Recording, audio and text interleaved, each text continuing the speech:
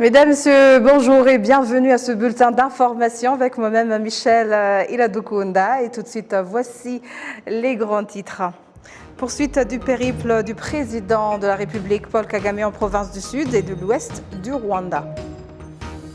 Le président de la République Paul Kagame désapprouve les dirigeants qui n'ont pas honte de ne pas accomplir leurs responsabilités. L'Institut national des statistiques au Rwanda indique qu'à moins de 4 jours de la fin du recensement général de la population et de l'habitat, 97% de la population est déjà recensée. À l'étranger, au Soudan, plus de...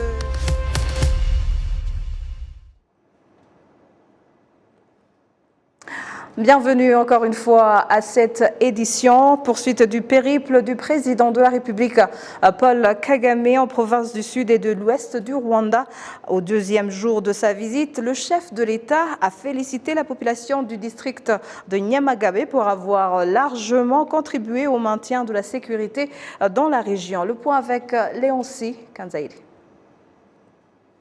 À son arrivée au stade d'Onyagisenyi, au district d'Onyamagabe, le président Paul Kagame a été chaleureusement accueilli par une foule immense et comblée de joie. Le président, qui a d'abord fait le tour du stade pour saluer la population, s'arrêtait de temps en temps sous les acclamations de la population. Dans son discours, le président de la République Paul Kagame a loué les efforts de la population locale pour le maintien de la sécurité dans la région, étant donné que par le passé, ce district de Nyamagabe a souffert des tentatives de déstabilisation du pays par les groupes négatifs de l'extérieur du Rwanda.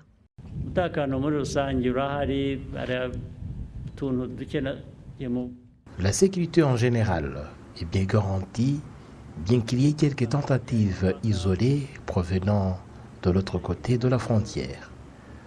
Cela doit être résolu coûte que coûte. Généralement, je voudrais vous féliciter pour la sécurité qui règne avec votre concours. C'est vous qui contribuez largement à cette pleine sécurité. Les autres organes vont redoubler d'efforts en travaillant étroitement avec la population pour mettre fin à ces problèmes.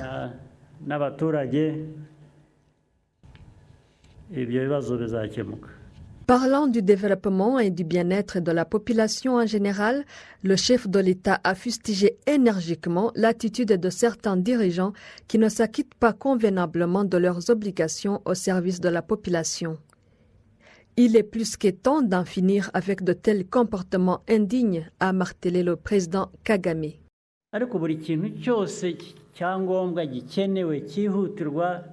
Si un labeur important et urgent et qui devait s'accomplir en une semaine ou en un mois doit prendre 3 ans, eh bien cette façon de faire ne convient pas. S'il y a des difficultés, elles doivent être bien identifiées et nous permettre de savoir comment les surmonter. Et sinon, garder un problème pendant longtemps sans rien faire, eh bien ça doit finir. Je vais ici même demander aux dirigeants de rendre compte. Je ne comprends pas comment attendre mon arrivée pour dresser une longue liste des problèmes qui n'ont pas été résolus, alors que ces dirigeants étaient eux-mêmes capables de les résoudre. Et quand tu lui poses la question, il te répond qu'il va s'en occuper. C'est dire qu'au fait, rien ne manquait avant, car s'il y avait des obstacles, il le dirait. Je voudrais qu'on en finisse avec les dirigeants qui gardent les problèmes, et même les plus simples, qu'ils ne veulent pas résoudre. Nous allons désormais nous en occuper et tout suivre de près, pour que ce qui est faisable soit accompli.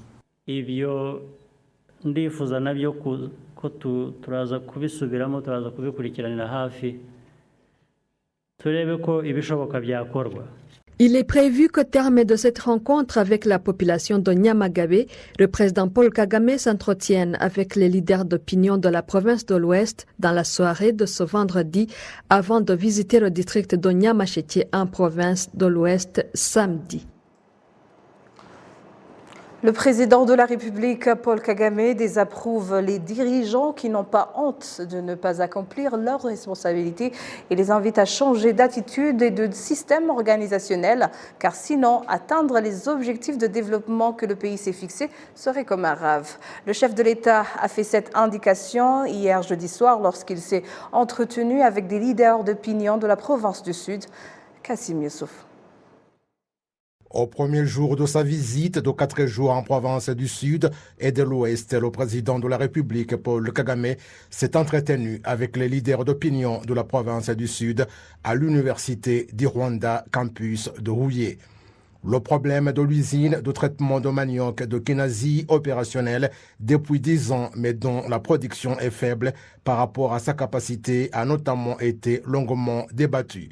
Le chef de l'État a, à ce propos, fait observer que cela fait que les cultivateurs de manioc n'augmentent pas la production agricole, mais le ministre du Commerce et de l'Industrie, le docteur Ngabitsinze Jean Chrysostome, a rassuré que très bientôt, une solution sera trouvée.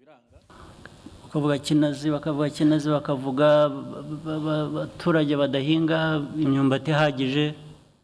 parle de Kinazi et des citoyens qui ne cultivent pas assez de manioc.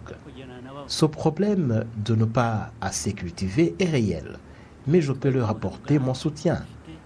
Dans quelle usine vont-ils apporter leur production et quelle capacité a-t-elle? Je vous dis que nous avons débattu de ce problème de capacité depuis 20 ans. Qu'est-ce qui a manqué? N'y a-t-il pas des dirigeants qui réfléchissent et qui peuvent avoir des activités à exécuter? Et qu'est-ce qui manque? Écoutez d'abord, donc ces 10 années sont parties en fumée.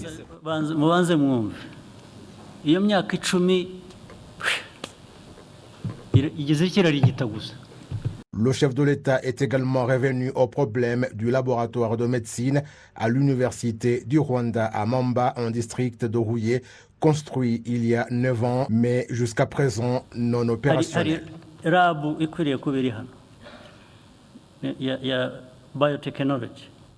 Il y a un laboratoire de biotechnologie qui devrait être ici. Où se trouvait-il? Vous ne l'avez pas ici dans Huye. Est-ce qu'il fonctionne convenablement? Donc vous avez construit quelque chose qui est là, avec une grande capacité, et après vous avez eu le problème de l'exploiter parce que les branches ont été disséminées. En fait, les branches se rencontrent à la tige et vous n'avez pas su comment rassembler les branches à leur tige.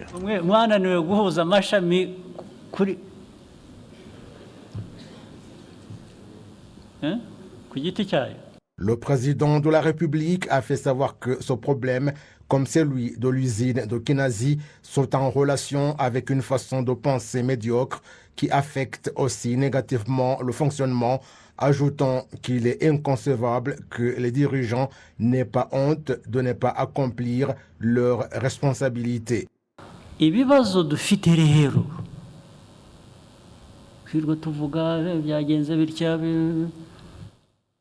Les problèmes que nous avons proviennent de notre fort intérieur. Et si vous ne parvenez pas à trouver de solution aux problèmes qui sont en vous, d'attitude et d'organisation, et comment les problèmes extérieurs seront-ils résolus? Comment lui trouver de solutions? Même si vous cherchez des gens de l'extérieur pour venir leur trouver des solutions, ils viennent et vous les faites travailler selon votre nature, selon votre manière d'être. Et c'est comme ça que les Africains sont toujours en retard. Vous qui êtes ici, vous le savez. C'est comme ça que certains pays qui étaient économiquement au même niveau, au cours des 40 dernières années, ils ont avancé plus de 100 fois et par contre, nous avons reculé encore et encore. Vous comprenez bien cela. C'est ce que vous voulez être. Évitons de mentir et ne nous leurrons pas. Vous voulez aller de l'avant. Il y a des exigences et que vous le vouliez ou pas, vous devez les faire. Le développement ne viendra pas facilement à vous. Les dirigeants qui n'ont pas honte, qui ne se posent pas de questions sur ce qu'ils font ou pourquoi ils le font ou je ne le ferai plus. La honte, c'est la perpétuelle rétrospection qu'on doit faire. Et s'il y a quelque chose qui vous fait honte, vous dire que vous ne le ferez pas dire que c'est ignoble et que vous ne le ferez pas. hagira ikigutera iryo pfunwe kikakuviramo kuvuga uti sinzongera ibi bintu biragayitse sinzabyongera. Les participants à cet entretien qui a duré 4 heures ont promis au président de la République du changement et lui ont adressé leurs doléances et différents souhaits visant le développement de la province du Sud et du pays en général. La province du Sud a une population d'environ 2 millions d'habitants et comprend 8 districts. Une délégation des instances ayant la gestion des réfugiés et le bien-être social dans les attributions en Djibouti en tournée au Rwanda a visité ce vendredi le camp des réfugiés de Mahama à l'est du Rwanda. Cette délégation djiboutienne souhaite s'inspirer de l'expérience du Rwanda en matière de gestion des réfugiés. Les projets de développement initiés par le Rwanda dans les camps de réfugiés et leur contribution pour la sauvegarde de l'environnement retiendront en particulier l'attention des visiteurs. L'étape de Mahama dans cette tournée n'est pas la première car ils ont déjà visité divers endroits au Rwanda en vue de voir comment s'organise la vie autour des domaines variés tels que les projets d'éducation, de l'assurance maladie ainsi que du développement socio-économique de la population en général. Ces Djiboutiens qui ont fait le tour du camp se sont entretenus avec les réfugiés et ont eu des explications sur les efforts consentis par les réfugiés eux-mêmes pour leur propre développement. Le camp des réfugiés de Mahama, situé dans le district de Kirehe, à l'est du Rwanda, héberge plus de 60 000 réfugiés burundais mais aussi congolais. Dans le cadre de la promotion du programme de paiement à l'aide de la technologie, le ministère de l'administration locale souhaite qu'à la rentrée scolaire le mois prochain, au moins chaque établissement scolaire ait mis en place un système qui permettra aux parents de payer les frais de scolarité sans passer par la banque. Kassim Youssouf. La Banque nationale du Rwanda indique que le nombre des citoyens qui se servent de la technologie dans le transfert des fonds a davantage augmenté, surtout que c'était l'une des mesures sanitaires pour se protéger contre le Covid-19. Pour déployer davantage d'efforts dans le transfert des fonds à l'aide de la technologie, le ministre de l'administration locale, Gatabazi Jean-Marie Vianney, indique qu'à la rentrée scolaire le mois prochain, les établissements scolaires devraient avoir mis en place un système qui permettra aux parents de payer les frais de scolarité sans qu'ils passent par la banque. Nous voudrions qu'à la rentrée scolaire, au mois de septembre, tous les gens puissent effectuer le paiement des frais de scolarité sans nécessairement passer par la banque ou qu'ils fassent des longs trajets pour aller payer à l'école, mais qu'ils puissent se servir de leur téléphone là où ils sont pour effectuer les transferts de fonds. Des enseignants et directeurs des écoles indiquent que si ce système est réalisé, il leur serait très bénéfique puisqu'il y a ceux qui se présentent à l'école avec du numéraire, surtout en milieu rural. Minisiteri y'uburezi ndetse n'ikigo gishinzwe uburezi ubwacyo babinogeje rwose. Si le ministère de l'Éducation et l'Agence rwandaise de l'Éducation perfectionnent un système de transfert de fonds à l'aide de la technologie, cela serait intéressant, surtout que nous sommes dans un monde digitalisé, un monde où règne la technologie. Bwaba uburyo bwiza kuko turi muri ni monde digital mwisi y'ikoranabuhanga. Kufunguza MomoPay nk'ikigo ni ibintu bitatu. Avoir un compte MomoPay en tant qu'établissement scolaire, c'est une opération pas compliquée et cela facilite que l'argent soit dans un même compte. Comme nous sommes en milieu rural, certains élèves se présentent avec du numéraire et il faut que nous les aidions. Ugasanga bisaba ko ari twebwe tubafasha. Les parents un peu partout dans le pays disent que ce système convient très bien, mais soulignent le problème d'escroquerie qu'on observait parfois et le problème des moyens qu'on ne peut pas rassembler d'un seul coup, d'autant plus qu'ils pouvaient même négocier avec les dirigeants pour payer en tranches. Les parents disent en outre qu'en milieu rural, il y a des gens qui n'ont pas encore compris cette nouvelle technologie. Les parents d'ajouter que lors du paiement des frais scolaires par tranche, à l'aide de la technologie, il faudrait qu'ils puissent d'abord s'entretenir avec la direction de l'école. La Banque nationale du Rwanda indique qu'il lui faut 4 milliards de francs rwandais pour la fabrication des billets de banque et des pièces de monnaie en vigueur dans le pays. Le nombre de personnes qui se servent de la technologie pour effectuer des transferts de fonds augmente davantage. Ils étaient l'année dernière à hauteur de 25%, soit environ 6 millions de personnes. L'Institut national des statistiques au Rwanda indique à moins de 4 jours de la fin du recensement général de la population et de l'habitat, 97% de la population est déjà recensée. Jean Damascène Manishimwe.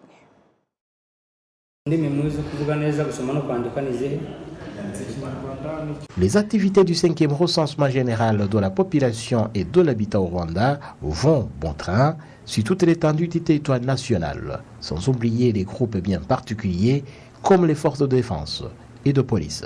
Le porte-parole de la police du Rwanda se félicite de la façon dont le recensement a été mené au sein de la police nationale.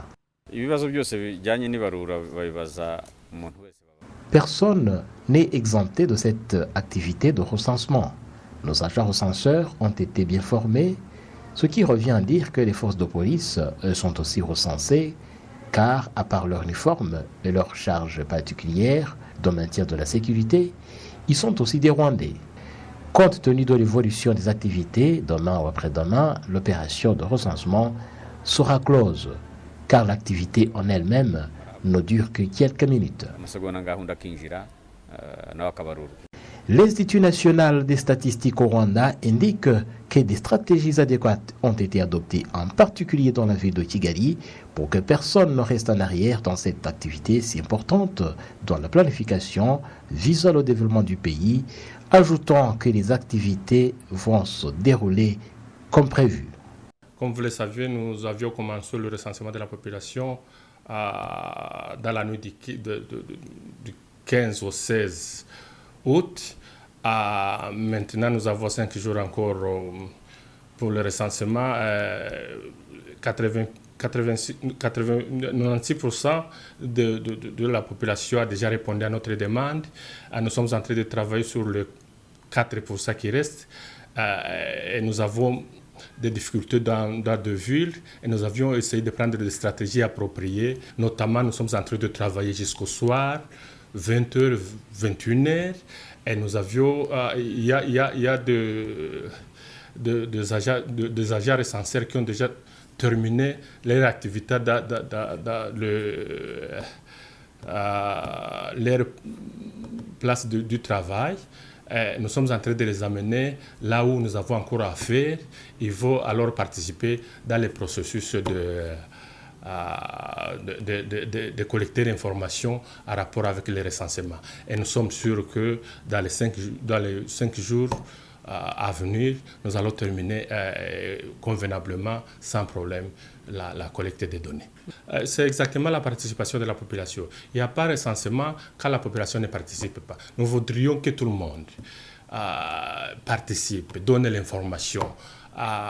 Si vous avez un problème, nous avons les recenseurs presque partout dans des villages. Vous pouvez donner tout simplement, vous pouvez donner vos rendez-vous. Nous allons respecter le rendez-vous que vous allez donner et nous viendrons prendre l'information nécessaire pour qu'on puisse terminer les recensements avec toutes les informations nécessaires pour analyser et avoir les indicateurs qui vont nous permettre de faire une planification efficace pour notre pays. Il est prévu que ce recensement s'achève le 30 août courant, une activité qui sera suivie après par la vérification des informations recueillies tout au long de ce recensement. Ce sera du 16 au 30 septembre prochain. Voilà, c'est tout pour l'instant et au nom de toute l'équipe qui a contribué à sa réalisation, je vous remercie moi-même Michel Iladukunda. Bon week-end et bonne poursuite des programmes de la télévision rwandaise. Portez-vous bien.